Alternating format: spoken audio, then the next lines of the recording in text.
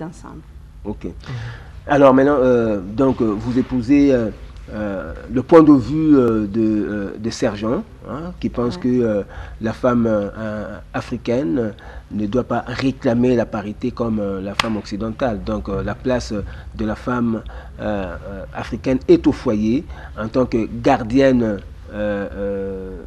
du foyer, gardienne de la société. Oui, s'il vous plaît, il y a quelque chose. Moi, je vais dire que... Vous allez réagir après. Je vais dire que par rapport à la femme, je suis tout à fait d'accord dans le sens où la femme, oui, la femme africaine n'a pas à réclamer comme la femme occidentale. D'autant plus que déjà quand il y a le comme, il y a le mimétisme. On ne sait pas pourquoi est-ce qu'on le fait. Donc c'est juste par le fait de copier-coller. Quand on fait les copier-coller, c'est puisque on n'a pas ce que c'est en quoi on croit soi-même. Et pour la femme africaine, normalement, elle n'a pas à revendiquer la parité, mais elle n'a qu'à s'éveiller à ce qu'elle est. Donc, elle n'a qu'à prendre conscience de ce qu'elle est par rapport même à l'histoire, avoir les considérations de la femme dans l'histoire, dans notre histoire, avant même la colonisation ou l'esclavage. Parce que si vous voyez, si nous retournons dans l'histoire, depuis l'époque des pharaons, il y a eu même des pharaons femmes. Oui, il y a eu des grandes figures. Donc, pour dire que dans nos mœurs et traditions africaines, la femme avait une place supérieure. Oui. Donc, quand je suis une femme africaine, je n'ai pas à revendiquer. Quand je reconnais vraiment quelles sont nos valeurs, je n'ai pas à revendiquer la parité, puisque la parité devient minime par rapport à la place qu'on réservait à la femme. Parce que la femme, il y avait une certaine sacralité qui accompagnait la femme. Elle était vénérée. Alors, une fois que je suis vénérée, je ne vois pas en quoi est-ce que je veux vouloir à ce que je sois rabaissée encore au niveau de l'homme qu'on ne vénérait pas. Donc, pour nous, la parité n'a pas de place parce que il suffit, maintenant, je crois, nous sommes dans la démarche de pouvoir éveiller et libérer ces messages pour que les gens comprennent que l'histoire nous enseigne mieux sur ce qu'est la place de la femme dans nos sociétés. Parce que ce soit au niveau du foyer, que ce soit dans la gouvernance, même nos rois, tout ça, il y a des questions qui étaient très difficiles et pour décider, il fallait seulement la dernière parole. Parfois revenait à la femme. On appelait au niveau du Barza. Oui. Quand toutes les choses devenaient difficiles, il n'y avait pas de réponse. Et on doit partir sur la décision que cette femme aura libérée. Vous comprenez que la parité est moindre que ce que nous sommes en tant que femmes africaines. Ouais, chez nous, l'Afrique nous renseigne qu'il y a eu des femmes qui ont dirigé les armées, par exemple les Amazones de Guinée. Il y a eu des femmes qui ont dirigé les royaumes. Par contre, en Occident, ce sont chez eux que la femme était instrumentalisée. Elles ont réclamé les droits de vote et tout ça, parce que la femme chez eux n'était pas considérée. Mais chez nous, l'homme africain a toujours vénéré sa femme comme sa mère, comme son épouse, comme sa fille, quelque chose d'extrêmement vénérable et de sacré.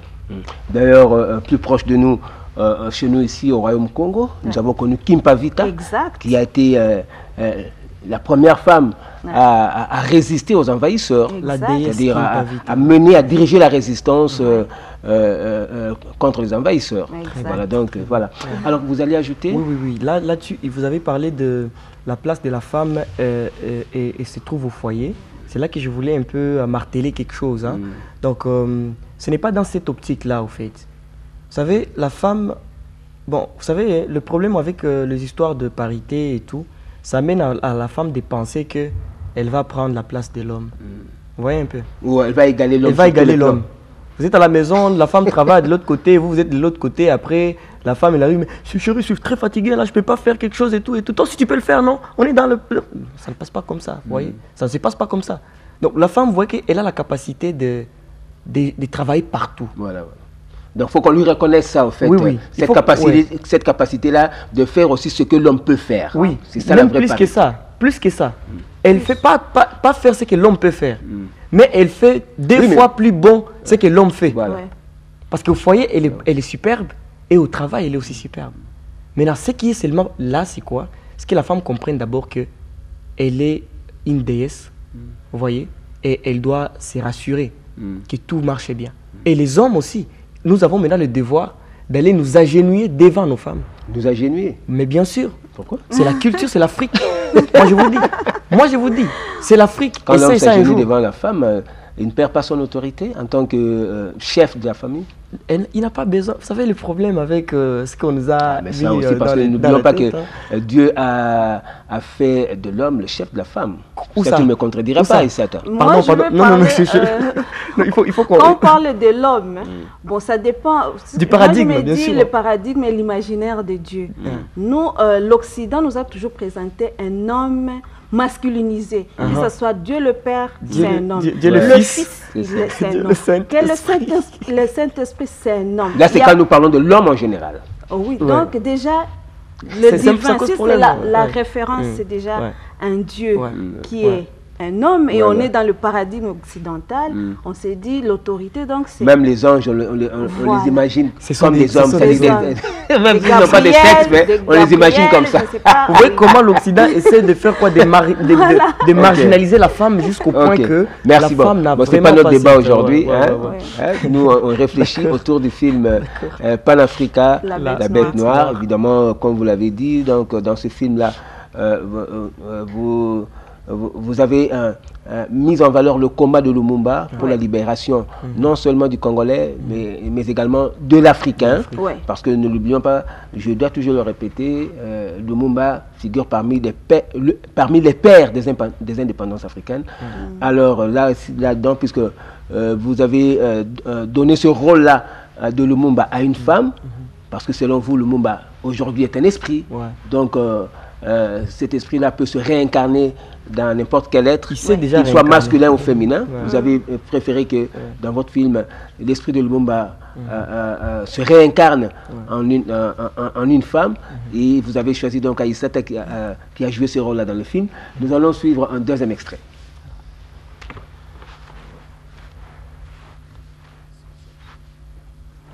Kemété, Afrique à la terre-mère.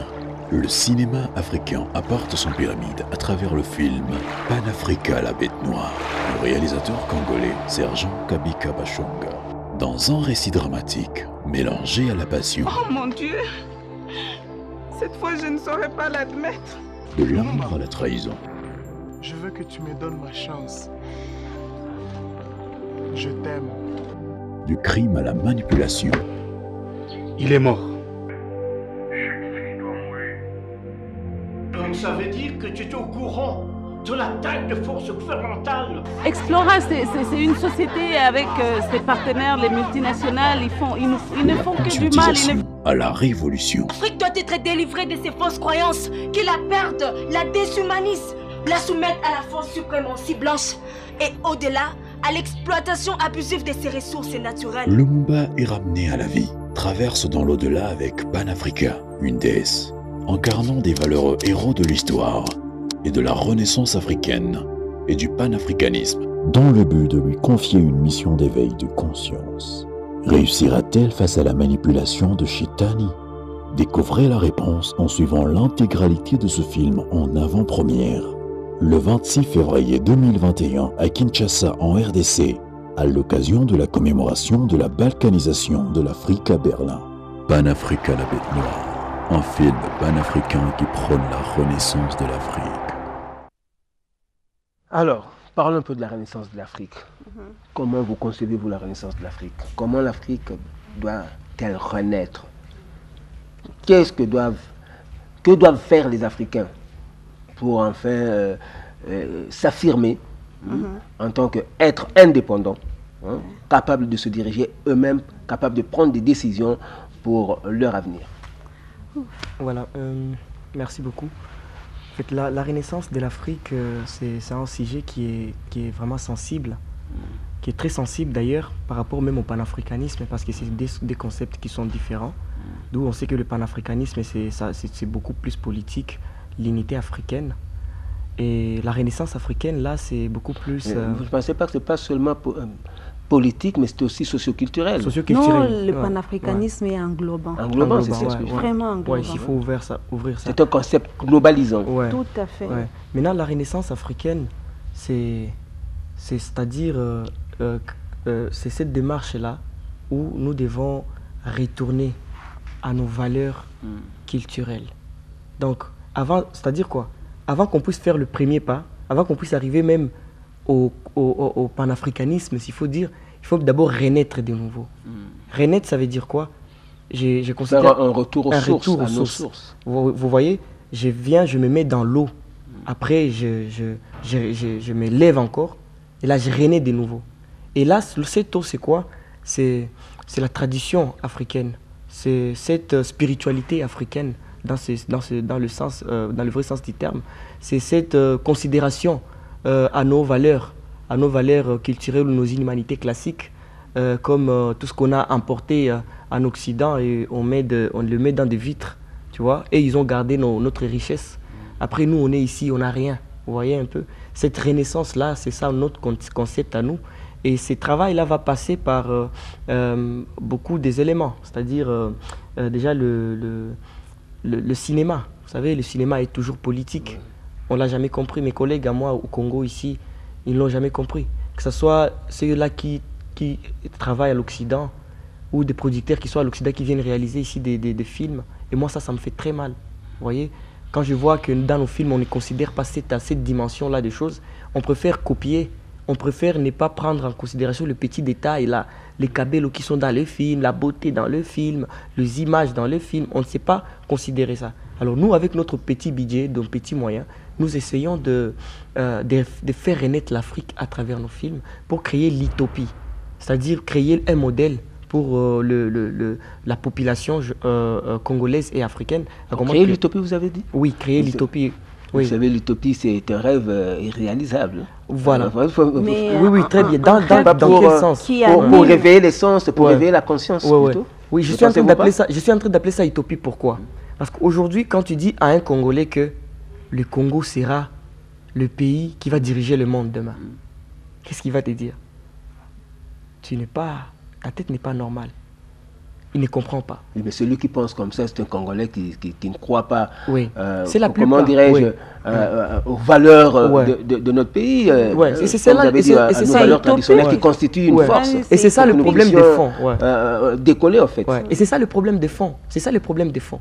Parce que quand on sait que c'est impossible, quand déjà tout le monde sait que non, nous c'est la guerre, nous il y a ça, nous c'est le problème. Non, le Congo, il n'y a pas que seulement des problèmes. Oui, mais justement, voyez donc, c'est à vous, votre rôle à travers votre art, le cinéma, de pouvoir réveiller les consciences, de pouvoir donner cette force mentale aux Congolais, de croire que par nous-mêmes, nous pouvons décoller parce que nous avons tout ce qu'il faut, nous avons l'intelligence, nous avons la compétence, nous avons des richesses, disons des ressources que nous pouvons transformer en richesse pour décoller. Au lieu de parler de l'utopie, ne pensez-vous pas? Donc voilà, parce que moi dans mes films, voilà, j'essaie de faire quoi? J'ai dit par exemple dans mes films, pour moi mon concept à moi, le Congolais il est fort, le Congolais il est grand. Vous voyez un peu, le Congolais il a la responsabilité de sauver le monde demain, de civiliser le monde demain. Vous voyez un peu pourquoi? Parce que l'histoire même les dit, Congo Katiopa, les hommes léopards. Donc, le tribu des hommes léopards. Comme il y a des tribus des hommes... donc, les tribus des hommes léopards, c'est nous. Vous voyez un peu. Et nous, dans l'histoire de l'Afrique, on constituait la base même on était des guides même de l'humanité. Voilà. Et c'est ça notre responsabilité que nous avons. Donc, le Congolais doit comprendre ça. Et voilà, cette renaissance africaine, ça va passer par aussi, pour moi, ça va passer par le cinéma. Ça va passer vraiment par le cinéma, par la culture. Pour véhiculer le message. Pour véhiculer le message, il faut écrire des livres, faire des émissions. Et la télévision, il faut promouvoir aussi les artistes qui sont dans ces démarches-là pour essayer un peu de voir comment nous allons sauver l'humanité. Pourquoi? Parce que l'éveil de la conscience doit passer par la culture. Tout à fait. La culture Aïssata, vous avez la parole. La renaissance. Oui, la renaissance. Comment l'Afrique doit-elle renaître? L'Afrique elle doit renaître au travers de ses fils et filles. Et cette renaissance, c'est vraiment le socle, le fondement de tout ce qu'on peut vouloir comme intérêt commun entre Africains. Quand je pense au panafricanisme, donc l'unité de tous les Africains, servir les intérêts africains ou bien mettre les intérêts africains au centre de nos préoccupations pour nous élever en tant que nation avec une certaine volonté de puissance. Très bien. Dans cette, je veux dire, dans les concerts des rapports de force entre l'Occident et les autres, parce que nous sommes aujourd'hui dans le monde où il y a les rapports nord-sud, tout ça. Et dans, je veux dire, dans ces concerts même de la globalisation, mondialisation dont on parle, il est, je trouve qu'il y a un danger de disparaître si jamais on n'existe pas. Voilà. Et ne pas exister, c'est rester constamment à passer sa vie sous procuration, en vivant dans un certain mimétisme. Donc, en acceptant que l'autre puisse être et que moi, je disparaisse. Et c'est dans, je veux dire, dans cette dynamique que la Renaissance a toute sa place. Aujourd'hui, nous sommes en train de marteler là-dessus en insistant sur l'importance de la connaissance de nos valeurs, de notre histoire. C'est très important parce que vous allez comprendre que dans beaucoup de nos manuels, l'histoire a été biaisée ou bien orientée selon la volonté même de l'impérialiste. Il a voulu à ce que les Africains qui ont acquis l'indépendance puissent continuer à rester dans, je vais dire, dans cette obscurité par rapport à la réalité des choses, en les guidant selon une certaine histoire qui est falsifiée. Vous voyez par exemple Lumumba. Lumumba est beaucoup plus même parlé ou écouté ailleurs que chez nous même au Congo. Vous voyez, ce n'est pas gratuit tout ça. C'est pas gratuit. Non, il y a une intention derrière tout ça. Mais nous, on s'est dit, nous savons déjà là où il faut toucher. Donc, l'histoire est commencée à réparer les erreurs qu'on nous a toujours fait gober depuis que nous étions à l'école maternelle. Comme par exemple, on dit que c'est Diego Cao qui a découvert l'embouchure. À l'école primaire, oui. Comment est-ce que nous, on a été toujours là à l'embouchure, mais que ce soit Diego Cao qui vienne découvrir. Voyez, on n'existait pas. Et ça, c'est dans beaucoup de choses. Alors, nous, c'est à notre responsabilité, en tant qu'Africains. Personne ne viendra à ce que, donc nous aider à ce que nous renaissions de nos valeurs. Personne. Parce qu'ils ont intérêt à ce qu'eux puissent rester et gagner le terrain. Bon, désormais, la mondialisation sera à ce qu'à un moment donné, vous allez voir tous les Africains, des petits, peut-être Italiens, Français, là. Mais quand on cherchera où est l'Afrique, on va manquer où est l'Afrique. Les Indiens, ils ont disparu. Parce que on a négligé ou bien on n'a pas pu apprécier.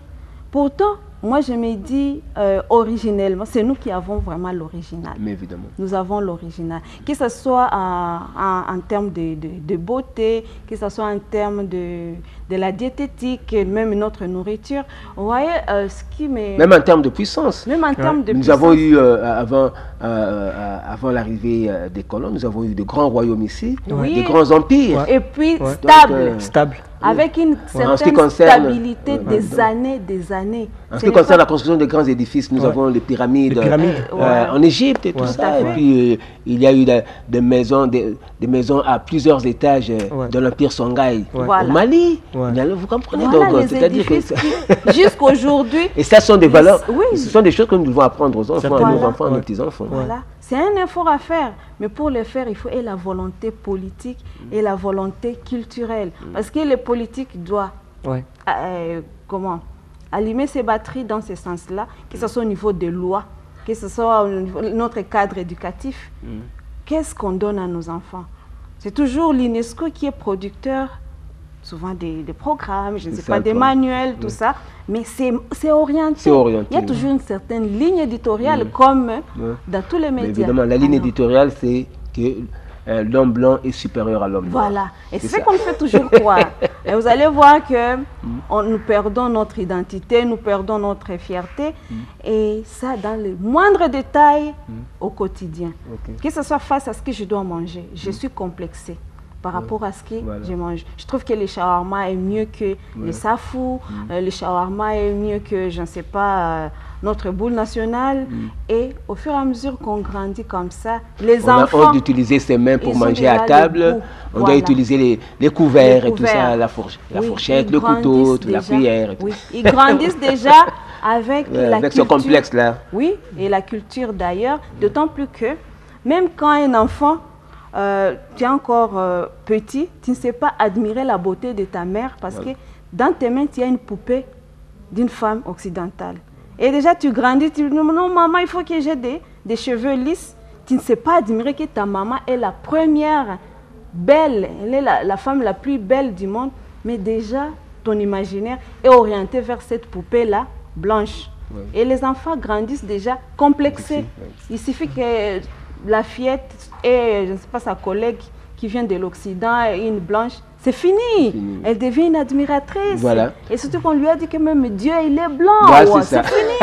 La petite elle trouve qu'il y a il y a un petit Dieu qui est à côté de lui. Donc c'est vraiment la Renaissance africaine, c'est un travail à faire de longue haleine, un travail mais qui se veut un travail tous azimuts, où tout le monde doit mettre sa main, que ce soit au niveau politique, culturel, économique, surtout économique.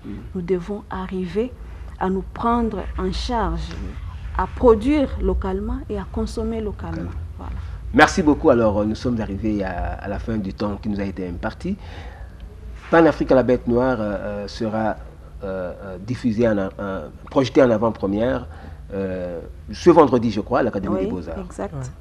L'Académie des Beaux-Arts, c'est vendredi. Rendez-vous déjà aux cinéphiles, aux amoureux du cinéma. Bien sûr. Voilà, donc Académie des Beaux-Arts, c'est vendredi. Donc on sera là pour lancer. C'est vendredi 26 février. 26 février à 17h, 17h juste. Voilà, ça sera une très bonne occasion de voir maintenant le travail que nous avons effectué. Et je vais marteler sur ça avec nos moyens de bord. On n'a pas eu l'argent de l'extérieur, un financement d'une organisation internationale et tout, mais c'est un financement des gens qui sont conscients, des gens qui ont compris déjà l'importance de ces combats. Ubuntu Panafrica, Vaya Negre, Yole Africa, qui est d'ailleurs une grande institution qui essaye un peu de booster la jeunesse pour leur permettre de les donner des petits moyens, des matériels et tout pour essayer un peu de travailler. Il y a Jambo Africa, en tout cas ils sont nombreux, je ne saurais pas citer tout le monde, mais c'est grâce à eux que nous avons produit ce travail d'un film long métrage de 1h25 minutes, 1h25 minutes, un film qui essaie un peu de retracer vraiment cette guerre-là dans laquelle nous sommes plongés aujourd'hui, parce que nous sommes en guerre. Et pour moi, cette guerre-là n'est pas une guerre de bombes atomiques, n'est pas une guerre des armes à feu, ce n'est pas ça. C'est une guerre de l'image.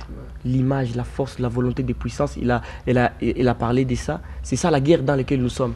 Aujourd'hui, l'Occident, les États-Unis, dans leurs films, on dit les États-Unis ne négocient pas avec les terroristes. L'Américain n'échoue jamais. L'Américain, il est grand. Vous voyez un peu, c'est ça. Un Américain peut terminer tous les camps Kokolo et tout. Vous voyez? Mais nous avons... On met dans la tête des pays américains que l'Amérique est la première puissance de ce monde. C'est ce que nous devons faire également. Mais vous allez comprendre que nous, au Congo, notre armée, ça fait plus de 30 ans qu'il est sur la ligne des fronts. Plus de 30 ans. Vous voyez un peu? Qui en parle? C'est à cause d'une guerre qui nous est imposée. Personne ne veut parler de notre armée. Voilà, donc merci beaucoup. Alors, c'est un peu ça. Qu'est-ce que vous pouvez dire avant que nous puissions... Moi, j'en appelle à tous les Kinois, d'ailleurs toute la République, ceux-là qui nous suivent, en ce moment, que l'avant-première, c'est déjà ce 26 février. C'est vendredi 26 février. Donc, c'est à 17h. 2 jours nous séparent du jour J. C'est à 17h à l'Académie des Beaux-Arts. Venez. C'est une journée spéciale. Oui, venez. C'est une journée spéciale parce que c'est le 136e anniversaire de la balkanisation de l'Afrique à la conférence de Berlin. Voilà. 1885. Voilà. Donc, venez découvrir Pan-Afrique à la bête noire sur le grand écran, l'écran à l'Académie des Beaux-Arts. Vous ne serez pas déçus. Je crois que ce film va vous apporter un message qui va rester dans vos mémoires et pour des générations futures. Parce que Lumumba, il est déjà là. Et Lumumba, continue à agir. Il est plus que jamais important de le croire encore aujourd'hui pour que nous assumions vraiment notre indépendance et surtout que déjà d'ici là, en juin, ces reliques vont être chez nous. Voilà. C'est en guise de lui rendre aussi hommage, parce que j'ai la chair de poule quand je parlais de Lumumba. Surtout vous l'avez incarné dans le film. Merci beaucoup. Alors, c'est quoi le contact pour la réservation? Voilà, pour réserver votre billet, parce que nous avons fait des invitations, les invitations qui sont réservées au cadre politique, du pays, parce qu'on voulait vraiment qu'il soit aussi là comme le président de la République. Il est maintenant président aujourd'hui de l'Union africaine. Nous sommes en train d'ailleurs, je dois vous le rappeler, chers téléspectateurs, le mandat du chef de l'État à la tête de l'Union africaine est placé sous la promotion de la culture. Ah, très bien. La culture, oui, la culture qui doit servir de socle pour le développement de la nation, parce que c'est dans la culture qu'on forme l'homme, l'homme qui est le premier acteur de développement. Voilà, donc c'est ça, vous voyez déjà que ça colle, mais nous on a fait le film, on n'a pas fait ça pour, parce que le président devrait être président de l'Union africaine, nous c'était comme des coïncidences, ça vient de l'Est et tout, après on est à Kin, et donc on a même écrit à la présidence de la République par rapport au lancement officiel, nous espérons en tout cas qu'ils seront là, et nous allons donner des invitations aussi à d'autres personnalités politiques qui trouvent intérêt de venir soutenir l'Afrique, de venir réfléchir autour de l'Afrique. Mais pour ceux-là qui n'ont pas des invitations, vous pouvez nous contacter au plus 243 97 75 14 327. Après, ils peuvent aussi nous écrire sur negrefilmafrique@gmail.com. Après, voilà, nous allons leur envoyer des billets, mais il y aura aussi des billets à la porte ce jour-là pour ceux-là qui voudront payer ça directement là-bas. Voilà. Merci beaucoup, merci à vous, sergent Kabika Bashonga. Merci à vous également, Sokia Issata Moulekia. Je rappelle que vous, sergent Kabika, vous êtes producteur et réalisateur, et Madame Sokia Issata Moulekia, vous êtes productrice, actrice de cinéma. Rendez-vous donc est pris pour le vendredi 26 février à 17 h pour l'avant-première du film Panafrica, la bête noire, qui met en valeur le combat de Lumumba pour la libération non seulement du Congolais, mais également de l'Africain. Donc rendez-vous est pris ce vendredi à partir de 17 h à l'Académie des Beaux-Arts, pour suivre, comme l'a dit tout à l'heure, sur écran géant, l'avant-première du film Panafrica, la bête noire. Merci à vous, chers téléspectateurs, d'avoir bien voulu nous accorder votre attention. Nous allons nous retrouver donc la prochaine fois pour un autre numéro de Point de vue Mode Culture.